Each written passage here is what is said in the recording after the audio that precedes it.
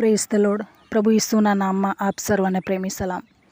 પ્રભુના વચનોમાંથી શીખવા માગીએ છીએ યશાયા પ્રબોધકનું પુસ્તક, તેનો 56મો અધ્યાય અને 10મી કલમ.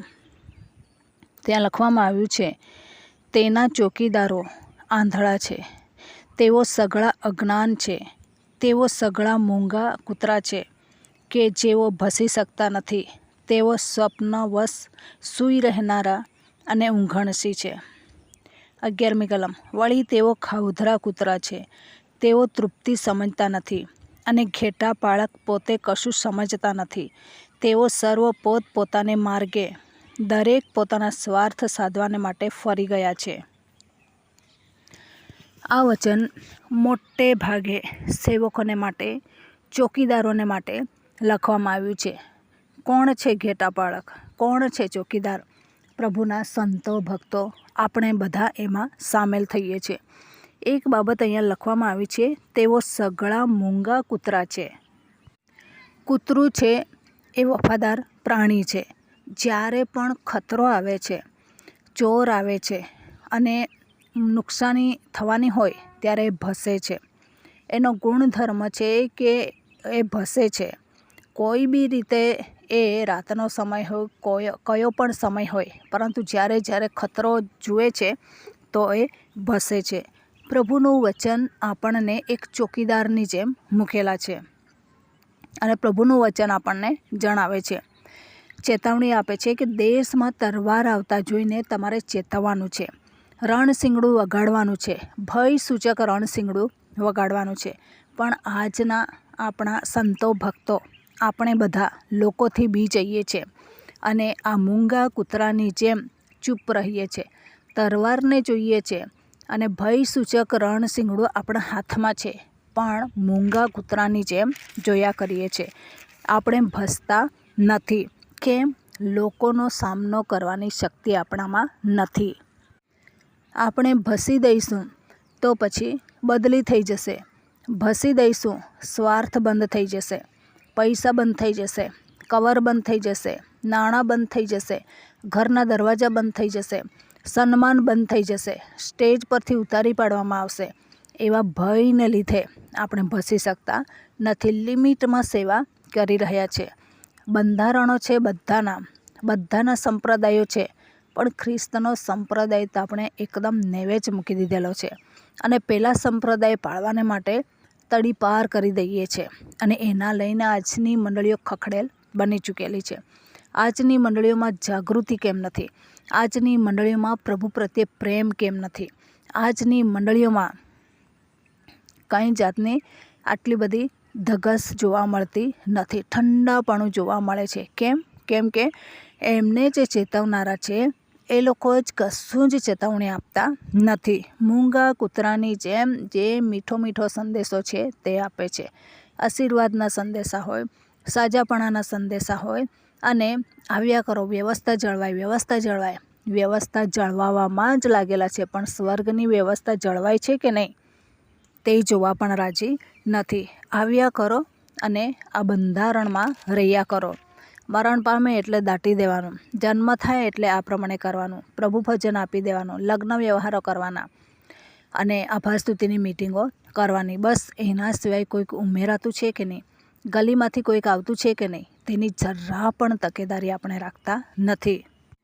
તેની આપણને પડેલી નથી. બીજાને પ્રભુ વિશે જણાવવાનું જાણે પાપ હોય એવી રીતના આજનો ખ્રિસ્તી સમાજ પડી ગયેલો છે. ઘણા બધા લોકો, પેન્ટિકોસ્ટલના લોકો, અનેક બીજા સંપ્રદાયના લોકો આપણે જોઈએ છે, પ્રભુના રાજ્યમાં લોકોને ઉમેરવાને માટે પ્રયત્ન કરે છે, પરંતુ અમુક લોકો, કદાચ નામ આપી દઉં તો ખોટું લાગી જાય, એવા લોકો તો ખાલી આવો, તમારું સભ્યપદ જળવાઈ રહે અને જાઓ, એટલું બસ છે. આ જિંદગીમાં આટલું કરો, પરંતુ જ્યારે સ્વર્ગના દરવાજા પાસે જશો ને ત્યારે કેટલા આત્મા જીત્યા, શું કર્યું, એ બધું પૂછવામાં આવશે. તમારા જીવનમાં બહુ સારા આશીર્વાદો મેં એટલા માટે આપ્યા કે તમે એ આશીર્વાદો દ્વારા ઘણા બધા આત્માઓને જીતી શકતા હતા, પરંતુ એ આશીર્વાદો પોતે ઉપભોગ કરવામાં જ લાગુ રહ્યા અને એ લોકો મૂંગા કૂતરાની જેમ રહ્યા, ભસી શક્યા નહીં. જે આશીર્વાદો મળ્યા તે લઈને ઊંઘણસીની જેમ જોતા રહ્યા. સપનાની જેમ જોતા રહ્યા, સ્વાર્થ ક્યાં છે તે જોતા રહ્યા. બાકી હકીકતમાં બીજા આત્મા જીતવાને માટે, રીબાઈ રહેલા લોકોને જોવાને માટે કંઈ પણ પડેલી હતી નહીં. કેટલા બધા ક્રૂર અને નિર્દયી આપણે છે. સ્વર્ગ ખાલી આપણા માટે જ નથી બનાવ્યું. સ્વર્ગ ખાલી આપણા સગા સંબંધી, મિત્ર મંડળ, ગામના લોકો, દેશના લોકો માટે જ નથી, દુશ્મનોને માટે પણ છે.